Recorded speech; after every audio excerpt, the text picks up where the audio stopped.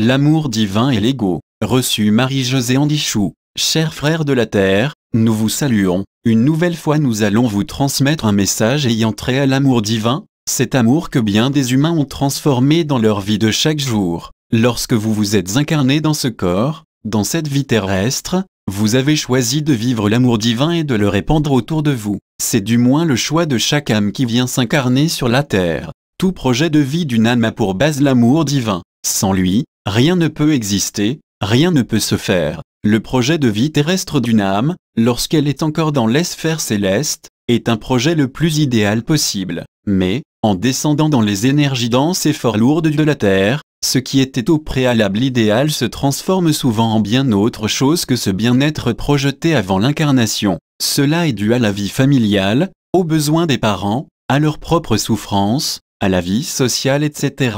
La vie terrestre n'est pas à l'idéal projeté par l'âme avant son incarnation. Alors que se passe-t-il en ce qui concerne l'amour divin, cet amour pour lequel l'âme est venue s'incarner afin de le vivre de façon plus accentuée et afin de le répandre autour d'elle? Cet amour divin, ce si bel amour offert à tous par notre Créateur divin, est modifié, transformé pour être modelé suivant les besoins de l'énergie terrestre. Autour de vous, vous entendez parler d'amour, amour maternel, fraternel, amour filial, amour amitié, etc.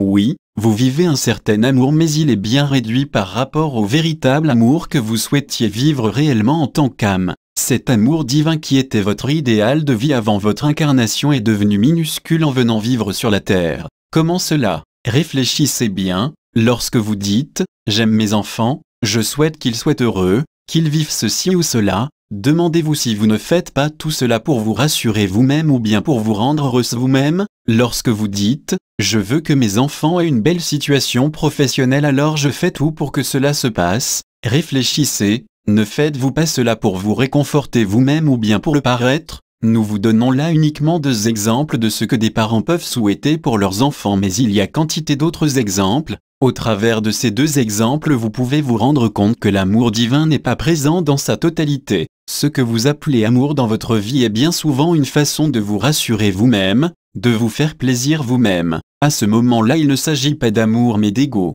En effet, l'ego est fort important chez chacun d'entre vous et, bien sûr, vous ne vous en rendez pas compte. Il vous fait accomplir des actes, il vous fait dire des paroles qui ne sont pas en accord avec le vrai pur amour divin, il vous manipule d'une certaine manière et vous trompe. L'ego vous fait croire et penser que tout ce que vous faites est parfait, que toute l'aide que vous apportez aux autres est dénuée d'intérêt personnel. Or, si vous réfléchissez bien, en toute sincérité, en toute honnêteté sur votre façon d'agir, vous pourrez vous rendre compte combien vous agissez pour vous avant d'agir pour le bien de l'autre. Bien souvent, vous pensez bien agir pour vos enfants, vous pensez leur offrir le meilleur, mais écoutez-vous leurs désirs, leurs besoins dans la vie? Pas toujours en effet, car votre ego vous dit que c'est vous qui avez raison. C'est pourquoi le véritable amour divin n'est pas encore installé sur la terre, l'amour que vous vivez n'en est qu'un très mince aperçu. Pour que l'amour divin existe sur la terre, il est important qu'il soit inconditionnel, c'est-à-dire que tout ce que vous faites pour l'autre soit sans condition.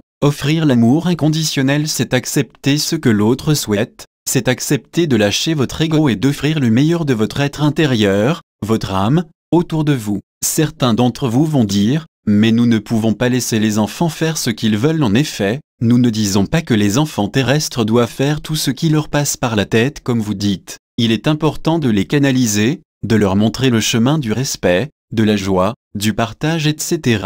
Et il est important de converser avec eux, d'écouter ce qu'ils ont à dire et, suivant les réponses, d'agir en conséquence. L'amour divin n'est pas celui qui agit avec autorité, avec colère, avec contrainte. L'amour divin est un amour des plus doux, des plus sereins, sans aucune condition, et qui est dans le respect le plus total. Tout cela est un apprentissage à vivre quotidiennement dans le milieu familial, dans le travail, dans la vie sociale ou autre. Vivre l'amour divin demande une introspection quotidienne de chacun en rencontrant votre être profond dans le silence. C'est ainsi que vous apaiserez votre ego, que vous comprendrez que vous agissez la plupart du temps sous son influence. Vous saurez alors qu'il est important de vous comprendre et de transmettre ce que vous comprenez autour de vous. L'ego vous demande souvent de transmettre ce que vous ressentez, ce que vous désirez, ce que vous voulez, à ceux ou celles qui gravitent autour de vous. Vous vous trouvez ainsi comme devant une table de ping-pong, vous envoyez la balle que vous possédez que vous croyez vous appartenir à celui qui est en face de vous.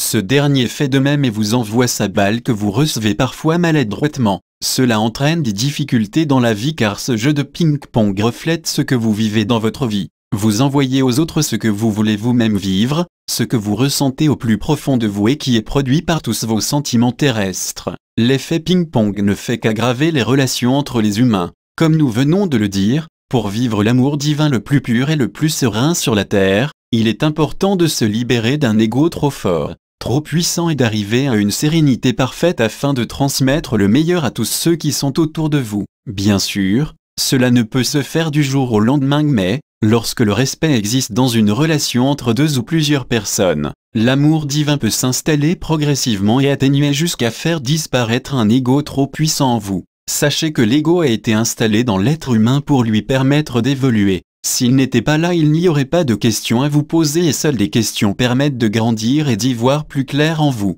Chers frères de la terre, vous allez penser que jamais vous ne pourrez arriver à vivre l'amour divin inconditionnel sur votre planète. Or, nous vous disons, cela viendra car les énergies actuelles qui entourent la Terre et son humanité sont prévues, préparées pour vous permettre d'arriver à cette compréhension de vous-même, comprendre qui vous êtes et pourquoi vous êtes venu vivre sur la Terre. Tout a un sens et ce sens est de rencontrer toujours plus ce qui nous permet à tous de vivre où que nous soyons, c'est-à-dire l'amour divin, le ciment de toute vie où qu'elle soit sur Terre ou bien ailleurs dans votre univers. Chers frères de la Terre, nous vous remercions de vous pencher sur vous-même, de comprendre votre être intérieur qui, lui, vous parle réellement d'amour inconditionnel. Mais sachez l'écouter et l'entendre en laissant de côté la puissance de votre ego. L'ego est une façon de vous protéger d'une insécurité que vous ressentez depuis votre naissance. Il vous permet de montrer une soi-disant force qui, en réalité, n'est que simple faiblesse en vous. Seul l'amour divin inconditionnel est la plus grande force de vie qui soit sur Terre et dans tous les univers.